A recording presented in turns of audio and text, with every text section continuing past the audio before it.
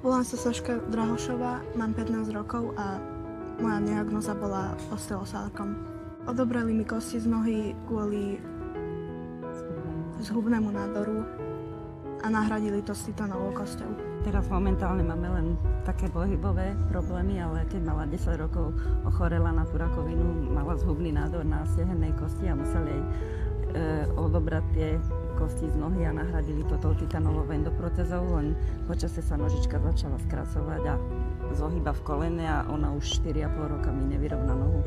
A mi potrebovala buď preoperáciu, že by museli vymeniť tú endoprotézu za iný kus, alebo nejakou inou metodou by sa to dalo riešiť, ale bohužiaľ financie nás nepustia, lebo poisťovňa nám nepovedala, povedala teda, že je v stave neohrozujúcom že nemá ohrozený život a že zdravotná poisťovňa tento zákrok nepreplatí, takže by sme si to museli hradiť sami. Saška, pôjdeme ešte pozrieť rybičky na Kúpeľný ostrov, dobre?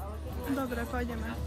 Potrebovala by som ten elektrický vozík, aby mi to uľahčilo chodiť do školy. Skúter také už to vyzerá tak moderné, že nie je to jak pre tých invalidov, že páčky ovládacie, ale je to také jak taká malá motorečka. Aj si to bola vyskúšať, že sa jej to veľmi páčilo a už vlastne vzhľadom na to, že bude chodiť už na strednú školu, tak na stanicu, aby nemala problém, lebo dá sa to zložiť úplne ako kufrík, takže to by mala ideálne do školy, ako na prestup na tú stanicu alebo tak. Idem do Piešťan do školy a budem pracovať ako kozmetička vizažistka.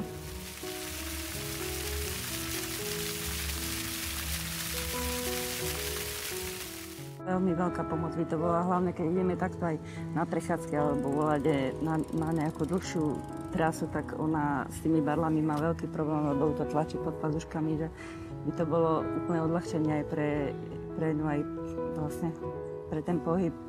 Keby mám ten elektrický skúter, tak by som chodívala aj na prechádzky a bola by to pre mňa sloboda, aby som si trošku aj oddychla od tých barlí. Saška, čo si želáš najviac? No, aby som chodila. To si želám najviac. Slobodne. A možno raz príde ten čas, kedy budeme lámať tam tú barlu, jak ten barlo lámať v Piešťanoch, že sa ich zbavíme natrvalo a to si želám zase ja najviac, aby bola zdravá.